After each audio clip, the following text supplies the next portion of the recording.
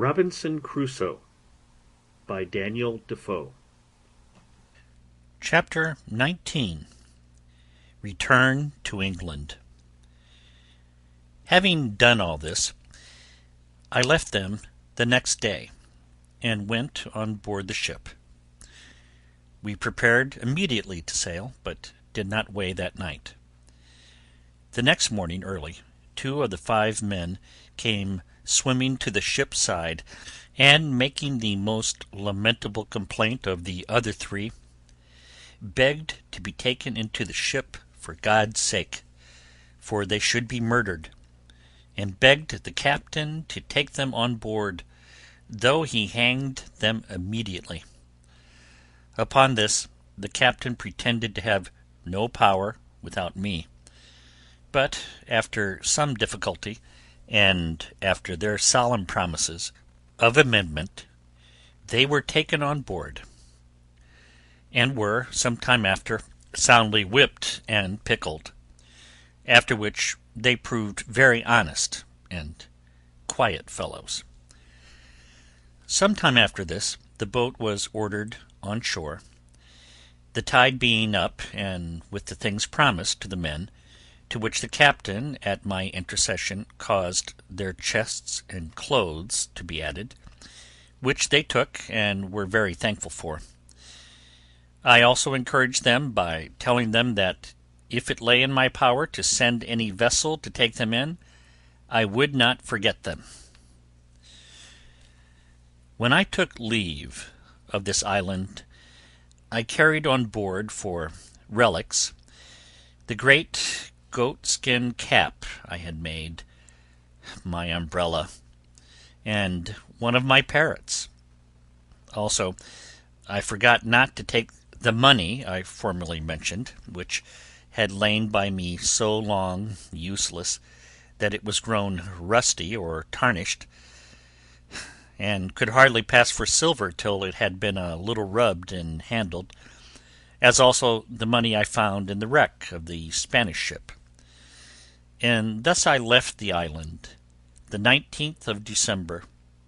as I found by the ship's account,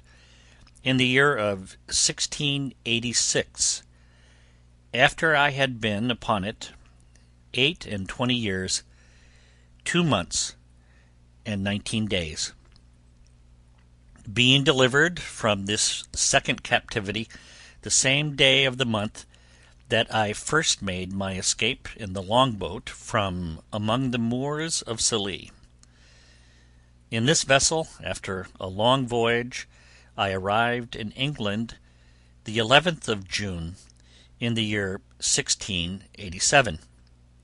having been 35 years absent.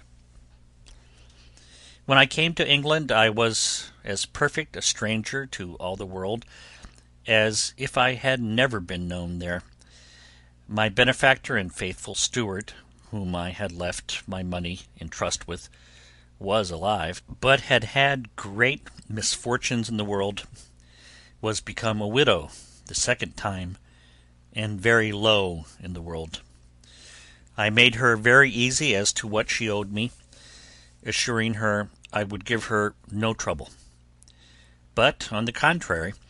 in gratitude for her former care and faithfulness to me, I relieved her as my little stock would afford, which at that time would indeed allow me to do but little for her, but I assured her I would never forget her former kindness to me, nor did I forget her when I had sufficient to help her,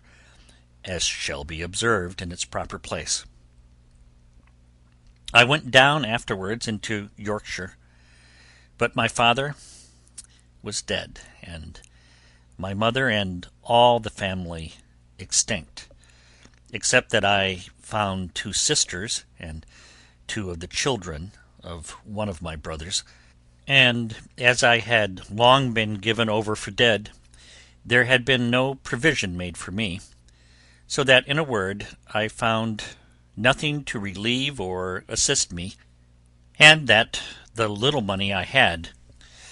would not do much for me as to settling in the world. I met with one piece of gratitude indeed, which I did not expect, and this was, that the master of the ship, whom I had so happily delivered, and by the same means saved the ship and cargo, having given a very handsome account to the owners of the manner how I had saved the lives of the men and the ship, they invited me to meet them and some other merchants concerned, and altogether made me a very handsome compliment upon the subject, and a present of almost £200 sterling. But after making several reflections upon the circumstances of my life, and how little way this would go towards settling me in the world, I resolved to go to Lisbon and see if I might not come at some information of the state of my plantation in the Brazils, and of what was become of my partner, who, I had reason to suppose, had some years past given me over for dead. With this view I took shipping for Lisbon, where I arrived in April following, my man Friday accompanying me very honestly in all these ramblings, and proving a most faithful servant upon all occasions. When I came to Lisbon, I found out, by inquiry, and to my particular satisfaction, my old friend, the captain of the ship who first took me up at sea off the shore of Africa. He was now grown old, and had left off going to sea, having put his son, who was far from a young man, into his ship, and who still used the Brazil trade. The old man did not know me, and indeed I hardly knew him, but I soon brought him to my remembrance, and as soon brought myself to his remembrance, when I told him who I was. After some passionate expressions of the old acquaintance between us, I inquired, you may be sure, after my plantation and my partner. The old man told me he had not been in the Brazils for about 9 years, but that he could assure me that when he came away my partner was living, but the trustees whom I had joined with him to take cognizance of my part were both dead, that, however, he believed I would have a very good account of the improvement of the plantation,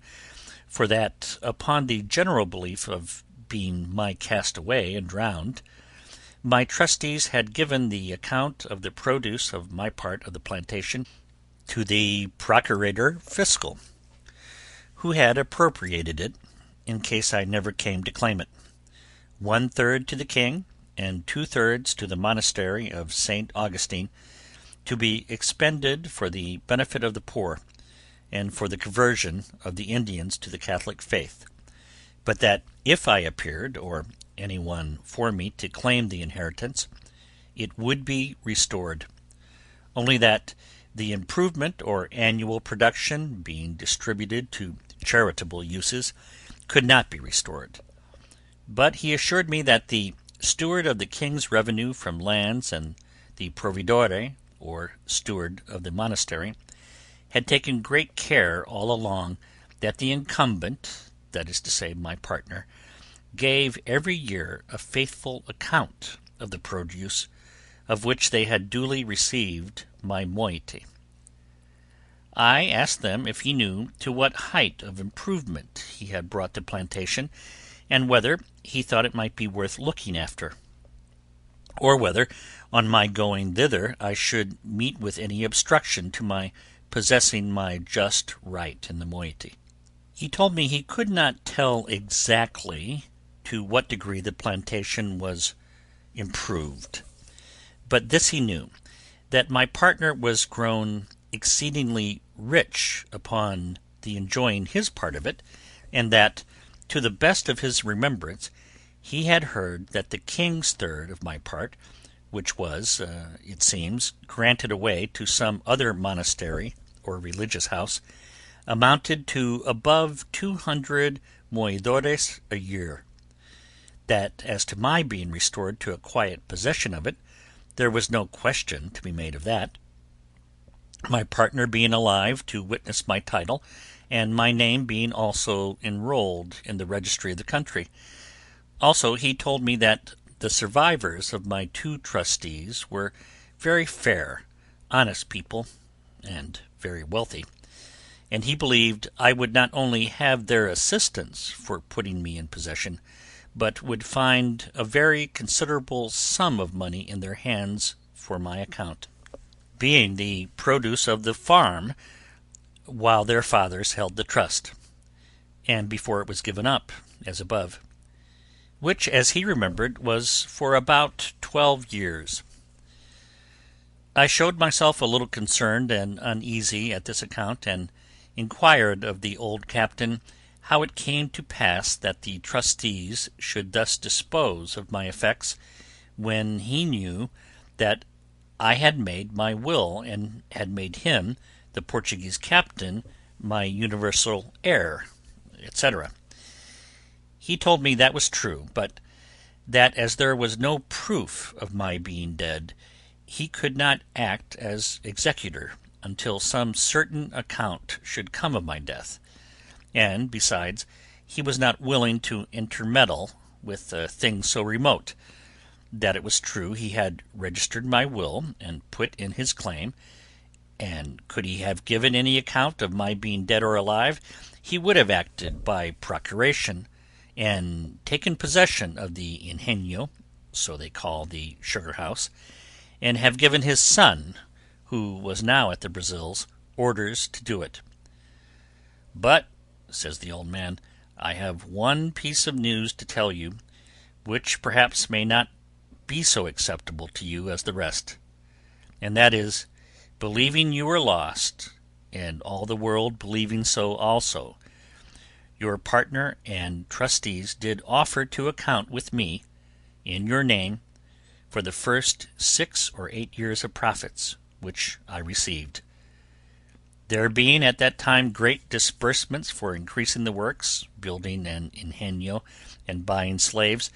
it did not amount to near so much as afterwards it produced. However," says the old man, "I shall give you a true account of what I have received in all, and how I have disposed of it." After a few further days' conference with this ancient friend, he brought me an account of the first 6 years' income of my plantation, signed by my partner and the merchant trustees, being always delivered in goods, that is, tobacco in roll, and sugar in chests, besides rum, molasses, etc., which is the consequence of a sugar work; and I found by this account that every year the income considerably increased, but, as above, the disbursements being large, the sum at first was small.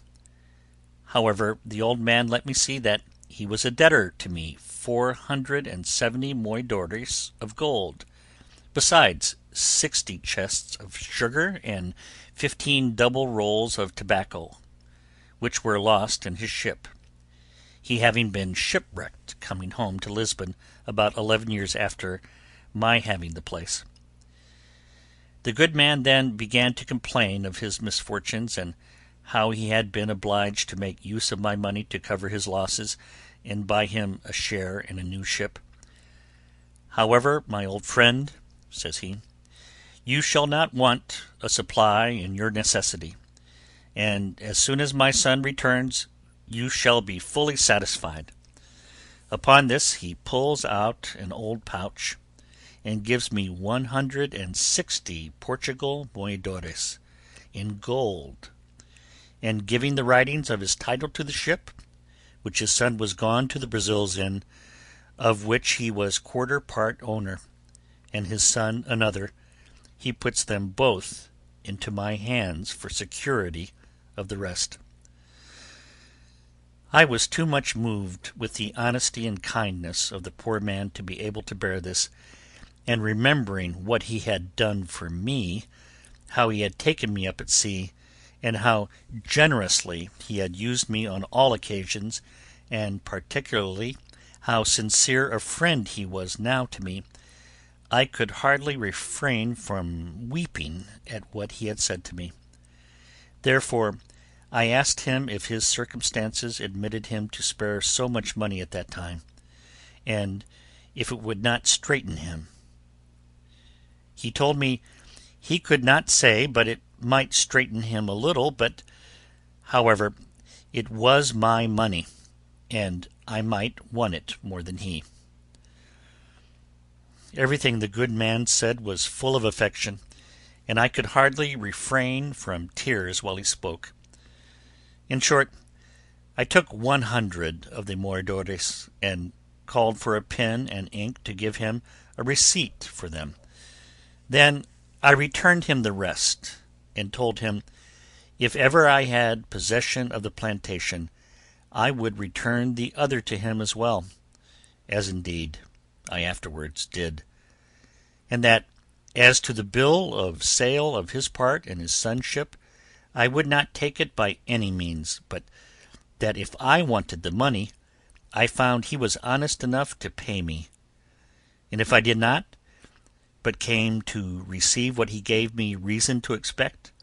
I would never have a penny more from him. When this was past, the old man asked me if he should put me into a method to make a claim to my plantation. I told him I thought to go over to it myself. He said I might do so if I pleased, but that if I did not, there were ways enough to secure my right, and immediately to appropriate the profits to my use.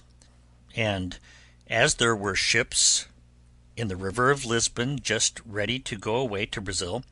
he made me enter my name in a public register with his affidavit,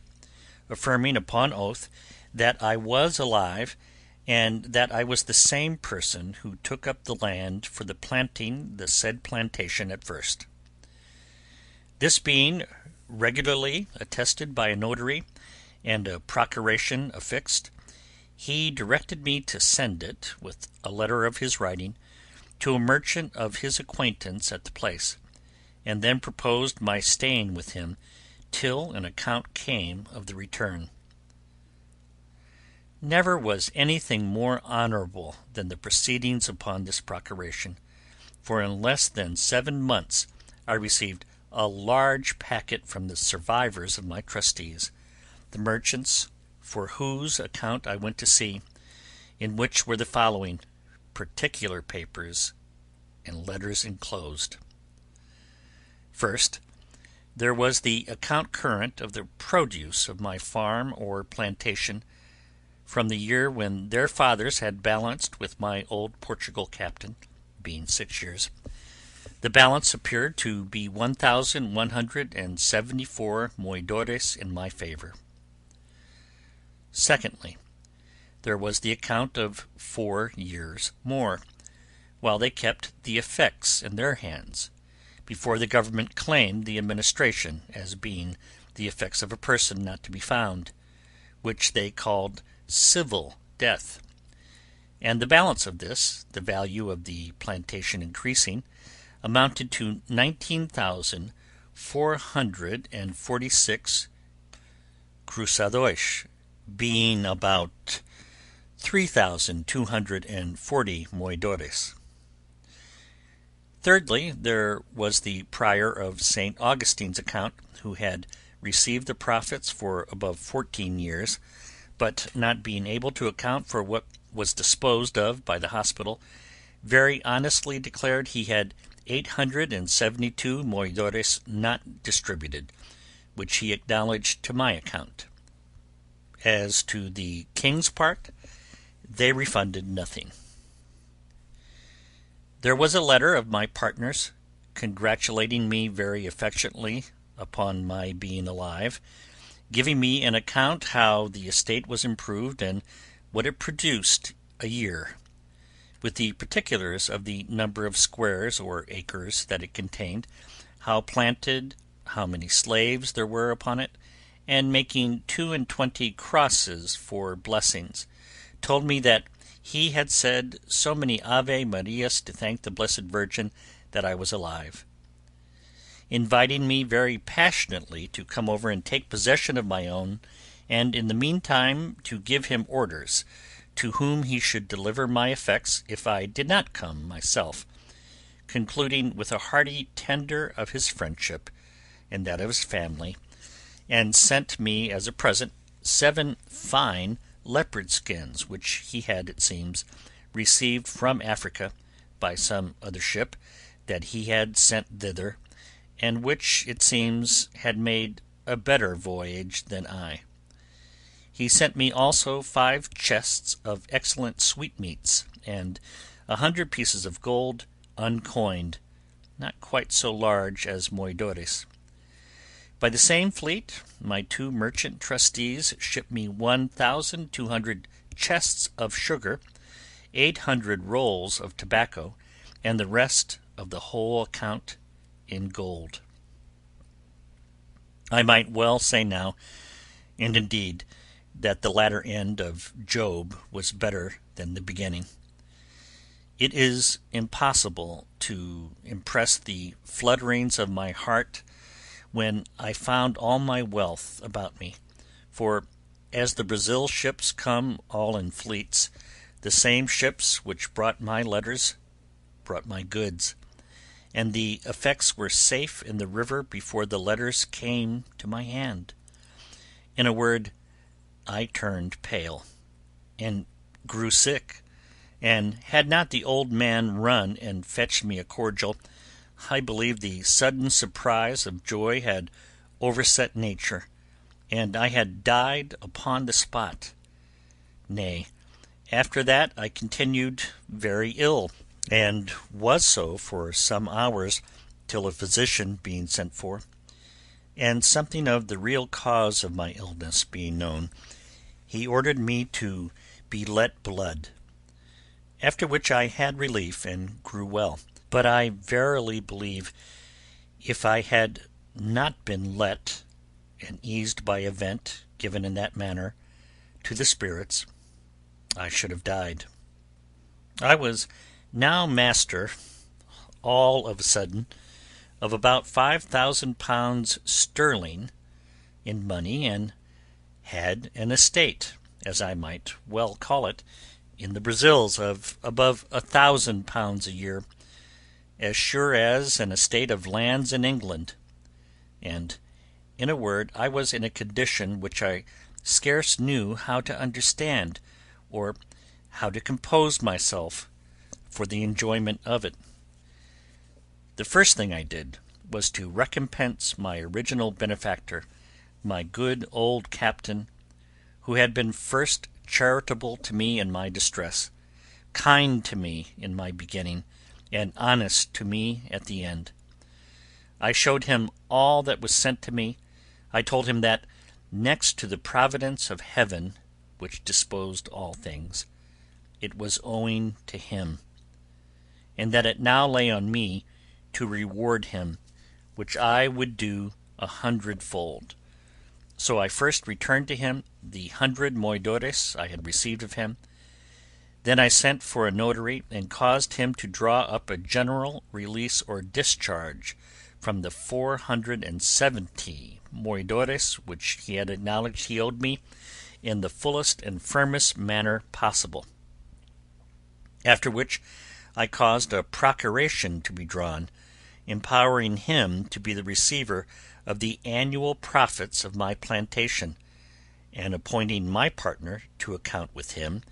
and make the returns, by the usual fleets, to him in my name, and, by a clause in the end, made a grant of 100 moidores a year to him during his life, out of the effects, and 50 moidores a year to his son after him, for his life. And thus I requited my old man. I had now to consider which way to steer my course next,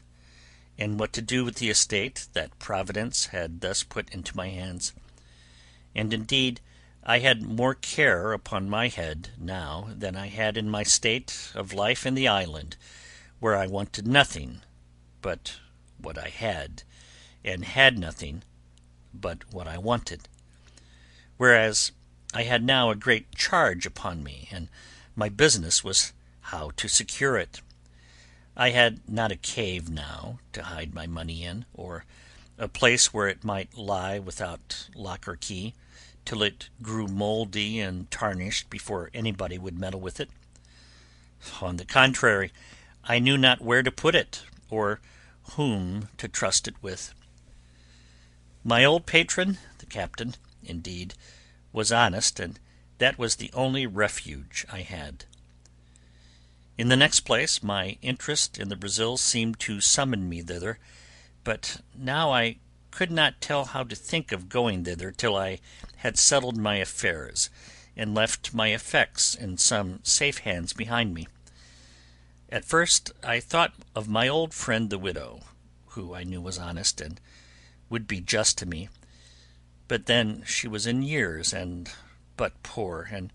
for aught I knew might be in debt, so that, in a word, I had no way but to go back to England myself, and take my effects with me.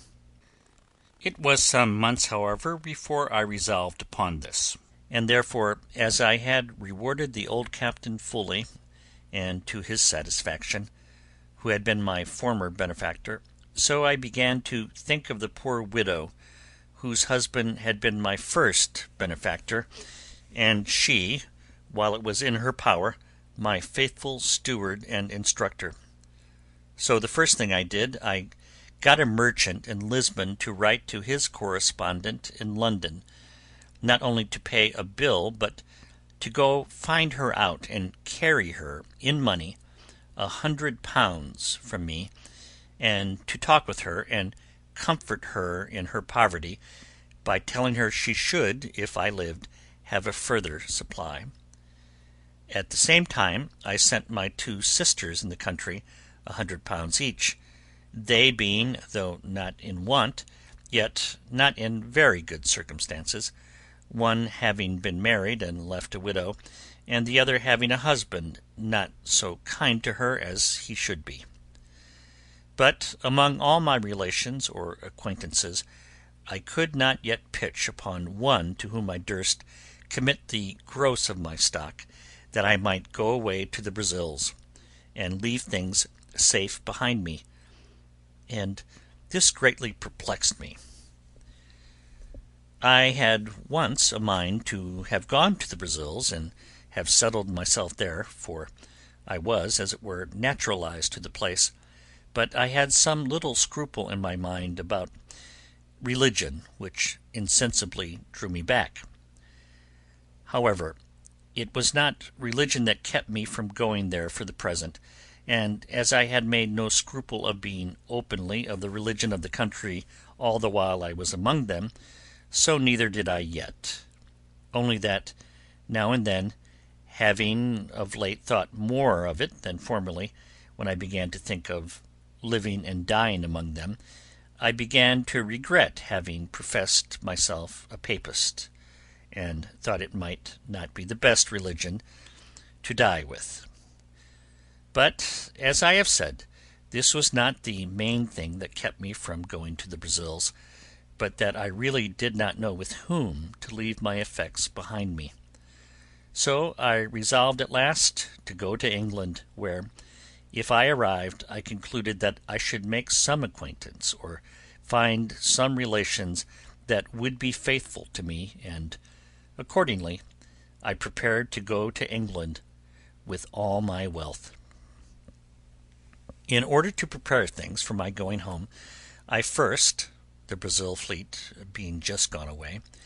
resolved to give answers suitable to the just and faithful account of things I had from thence. And, first, to the prior of St. Augustine I wrote a letter full of thanks for his just dealings, and the offer of the 872 moidores which were undisposed of, which I desired might be given 500 to the monastery and 372 to the poor, as the prior should direct, desiring the good padre's prayers for me, and the like. I wrote next a letter of thanks to my 2 trustees, with all the acknowledgment that so much justice and honesty called for. As for sending them any present, they were far above having any occasion of it. Lastly, I wrote to my partner, acknowledging his industry in the improving the plantation, and his integrity in increasing the stock of the works, giving him instructions for his future government of my part, according to the powers I had left with my old patron, to whom I desired him to send whatever became due to me, till he should hear from me more particularly, assuring him that it was my intention not only to come to him, but to settle myself there for the remainder of my life. To this I added a very handsome present of some Italian silks for his wife and 2 daughters, for such the captain's son informed me he had, with 2 pieces of fine English broadcloth, the best I could find in Lisbon, 5 pieces of black baize, and some Flanders lace of a good value. Having thus settled my affairs, sold my cargo, and turned all my effects into good bills of exchange, my next difficulty was which way to go to England. I had been accustomed enough to the sea, and yet I had a strange aversion to go to England by the sea at that time, and yet I could not give reason for it. Still the difficulty increased upon me so much that, though I had once shipped my baggage in order to go, yet I altered my mind, and that not once, but 2 or 3 times. It is true, I had been very unfortunate by sea, and this might be one of the reasons, but let no man slight the strong impulses of his own thoughts in cases of such moment. 2 of the ships which I had singled out to go in, I mean, more particularly singled out than any other, having put my things on board one of them, and in the other having agreed with the captain, I say 2 of these ships miscarried. One was taken by the Algerines, and the other was lost on the start near Torbay, and all the people drowned, except 3, so that in either of those vessels I had been made miserable. Having thus been harassed in my thoughts, my old pilot, to whom I communicated everything, pressed me earnestly not to go by sea, but either to go by land to the Groine, and cross over by the Bay of Biscay to Rochelle, from whence it was but an easy and safe journey by land to Paris, and so to Calais and Dover, or to go up to Madrid, and so all the way by land through France. In a word, I was so prepossessed against my going by sea at all, except from Calais to Dover, that I resolved to travel all the way by land, which, as I was not in haste, and did not value the charge, was by much the pleasanter way; and to make it more so, my old captain brought an English gentleman, the son of a merchant in Lisbon, who was willing to travel with me. After which we picked up 2 more English merchants also, and 2 young Portuguese gentlemen,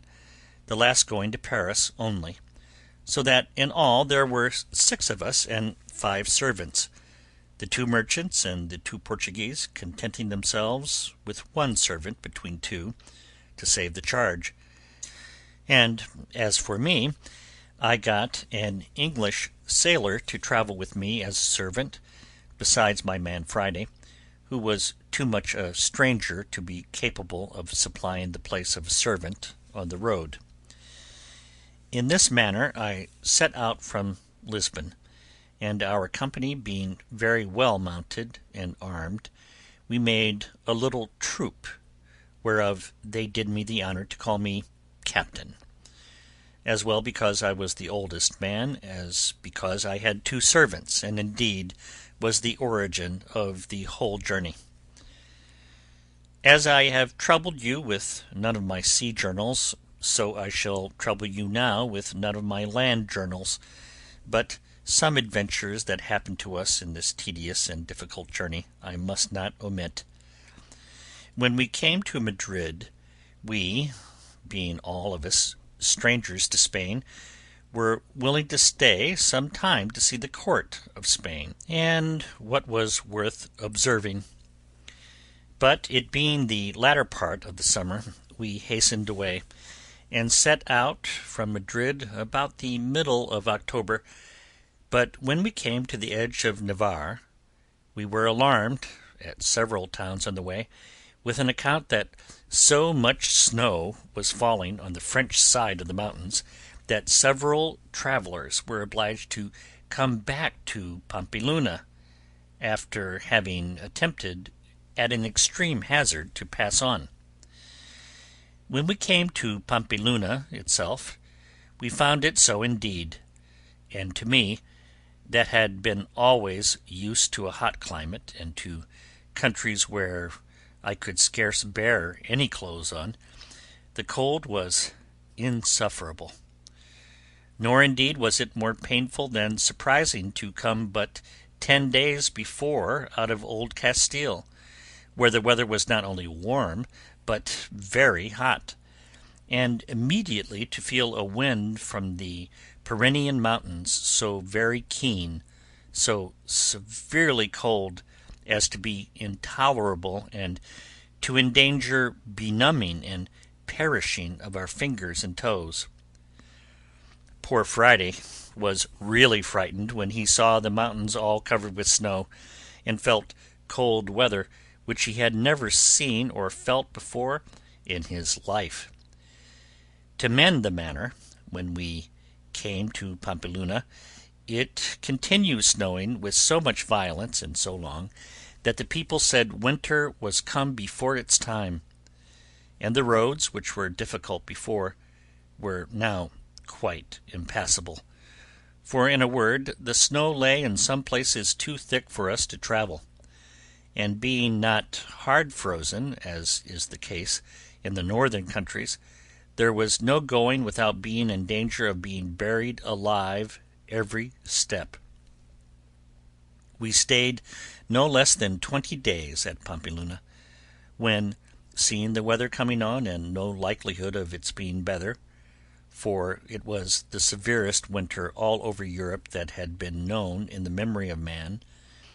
I proposed that we should go away to Fontarabia, and there take shipping for Bordeaux, which was a very little voyage.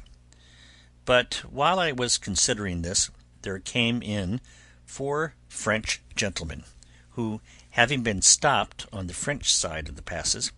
as we were on the Spanish, had found out a guide, who, traversing the country near the head of Languedoc, had brought them over the mountains by such ways that they were not much incommoded by the snow,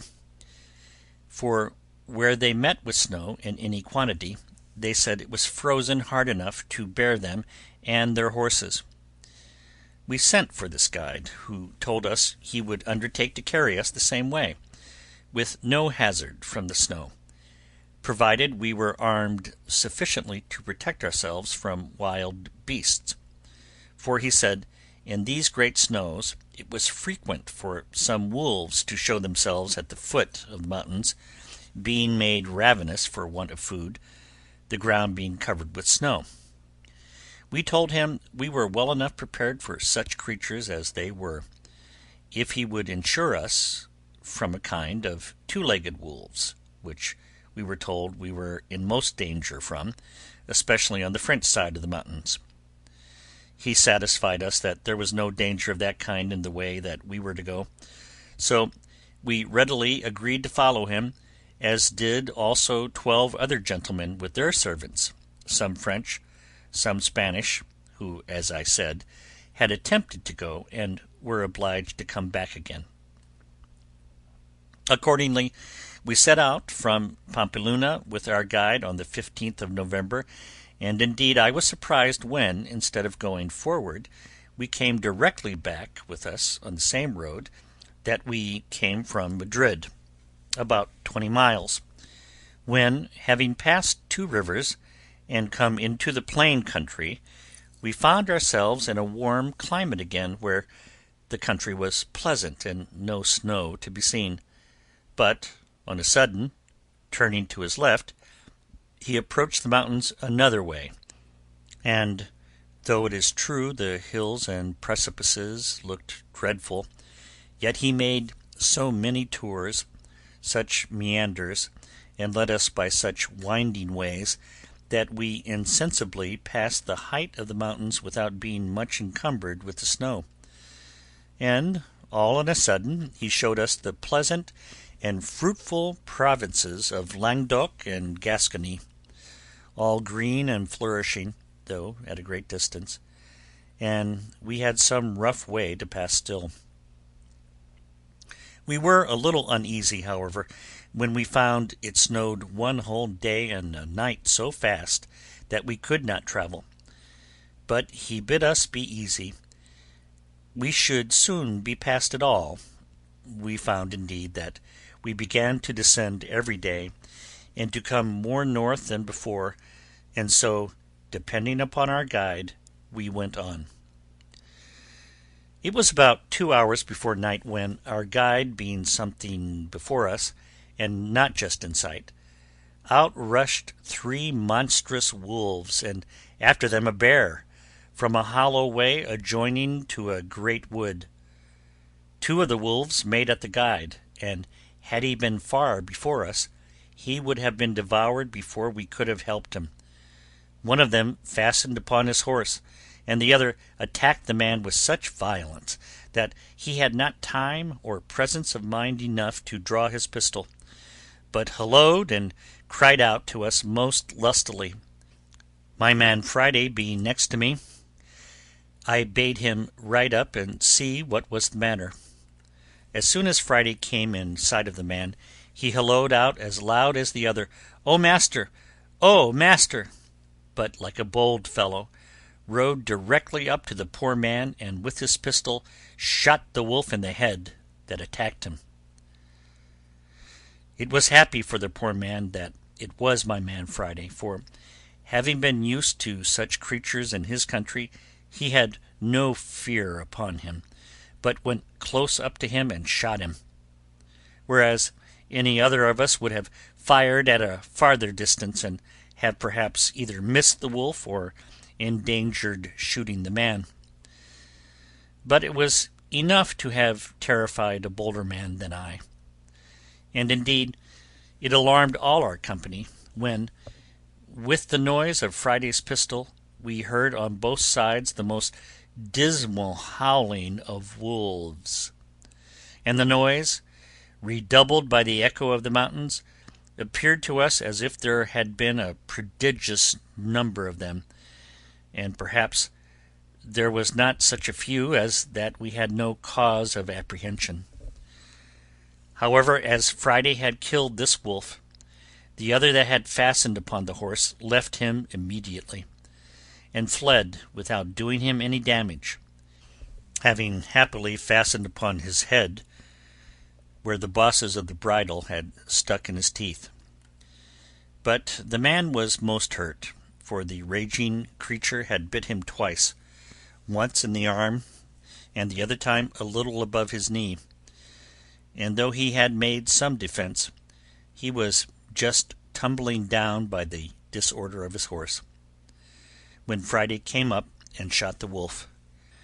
It is easy to suppose that at the noise of Friday's pistol we all mended our pace and rode up as fast as the way, which was very difficult, would give us leave, to see what was the matter. As soon as we came clear of the trees which blinded us before, we saw clearly what was the case, and how Friday had disengaged the poor guide, though we did not presently discern what kind of creature it was he had killed.